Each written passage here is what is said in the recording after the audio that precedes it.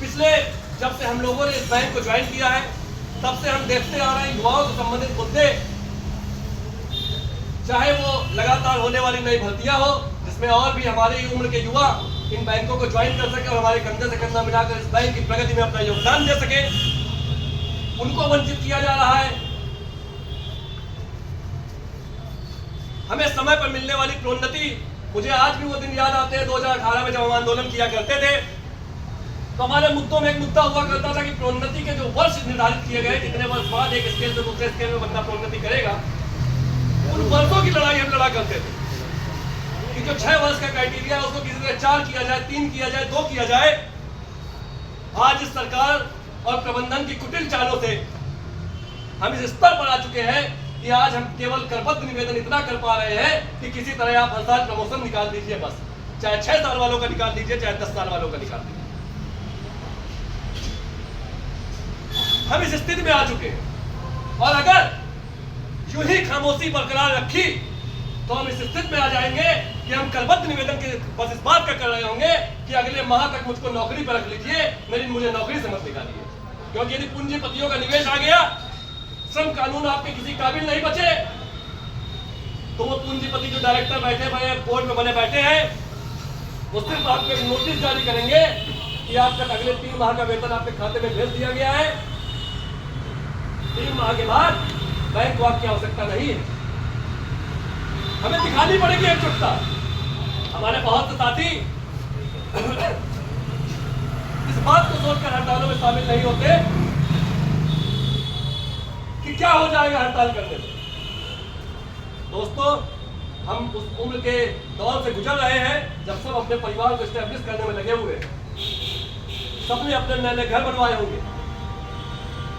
यदि नींव की पहली ईंट रखते समय हमारे मन में विचार आ गया कि हमारा 2 खंड 3 खंड का 3 मंजिला मकान कैसे खड़ा होगा, तो आप जीवन पर्यंत उस मकान को बनवाने में सफल नहीं हो पाएंगे। एक ईंट का साइज बहुत छोटा होता है, लेकिन उस मकान को खड़ा करने के लिए पहली ईंट रखना बहुत जरूरी होता है। जरूरी नहीं है कि आज की हड़ताल के बाद ही सारे परिवर्तन हो जाएंगे, और ये हड़ताल एक आगाज होता है इस बात का कि हम अंजाम की तरफ अग्रसर हैं। हमने अपने कदम बढ़ा दिए हैं। आज 20 साथी, कल 50 साथी, 100 साथी, 2000 साथी और पूरे ग्रामीण बैंक के पास 10,000 साथी जितने इकट्ठे खड़े हो जाएंगे। आपकी कोई ऐसी चार्ज मांग नहीं होगी, कोई प्रबंधन और ये सरकार मांगने पर मजबूर ना हो जाए। क्या सोचना कि आज हम कितने हैं।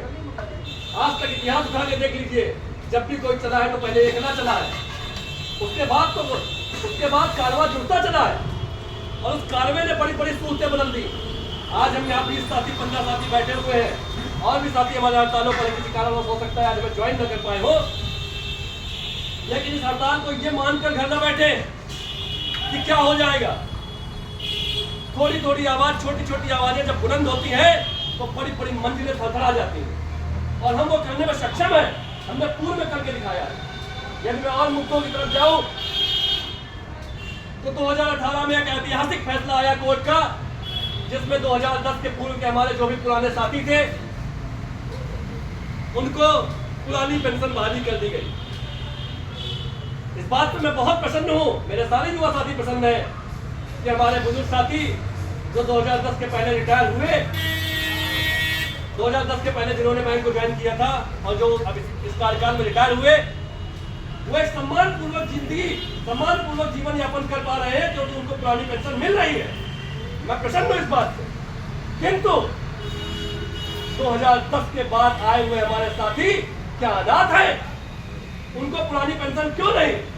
और इस बात का संघर्ष हम तब तक करेंगे जब तक अपने रिटायरमेंट की डेट तक पुरानी पेंशन पा नहीं लेते और पा कर रहेंगे। इसके लिए हमें आज एकजुट होना था।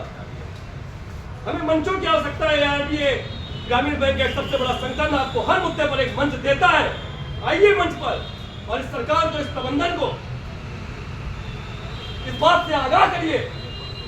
कम से कम आप इसलिए तो इकट्ठा हो सकते हैं कि ये बता सके कि हम अपनी मांगों के लिए, अपने हकों के लिए जागरूक है। ये बताने के लिए तो हम इकट्ठा हो सकते थे। आवश्यक नहीं है कि आप कहीं बोल लेने से और चिल्ला लेने से सारे परिवर्तन हो जाएंगे। लेकिन मैं एक बात की पूरी उम्मीद रखता हूं कि आपके बोल लेने से 4 और लोगों में बोल लेने का साहस आएगा, 4 और लोगों में हकों को पहचानने की हिम्मत आएगी और अपने हकों के विषय में बोलने की हिम्मत आएगी। क्या आप वो प्रेरणा स्रोत नहीं बन सकते हैं? वो प्रेरणा स्रोत बन करके इस प्रबंधन और साथ ही साथ इस सरकार को आज हम बता देना चाहते हैं कि किसी भी तरीके का निजीकरण, ग्रामीण बैंकों के अंदर आईपीओ का प्रवेश हम किसी कीमत पर बर्दाश्त नहीं करेंगे। आज हम सांकेतिक रूप से जुड़े हैं आपके साथ। कल की तारीख में एआईएमएस संगठन केवल इन्हीं मुद्दों पर देशव्यापी हड़ताल करेगा और संपूर्ण देश में तालाबंदी करेगा ग्रामीण बैंकों के अंदर, क्योंकि हमारी अस्मिता से जुड़े प्रश्न है। इस ग्रामीण बैंक को हमारे वरिष्ठ नागरिकों ने अपने खून पसीने से सींचा है, एक ऐसा सिचुएशन से सींचा है जहां लोग बैठना भी पसंद नहीं करते थे। उनके सम्मान को, उनकी मेहनत को हम यूं ही जाया नहीं जाने देंगे। अगर हमने वो बागडोर संभाली है तो इस ग्रामीण बैंक का एकला अस्तित्व, अपना स्वयं का अस्तित्व राष्ट्रीय ग्रामीण बैंक बनवा कर रहेंगे और निश्चित रूप से बनवा कर रहेंगे। इस हड़ताल को इस तरीके से न लिया जाए कि ये तो राष्ट्रीय श्रमिक संगठनों की हड़ताल है।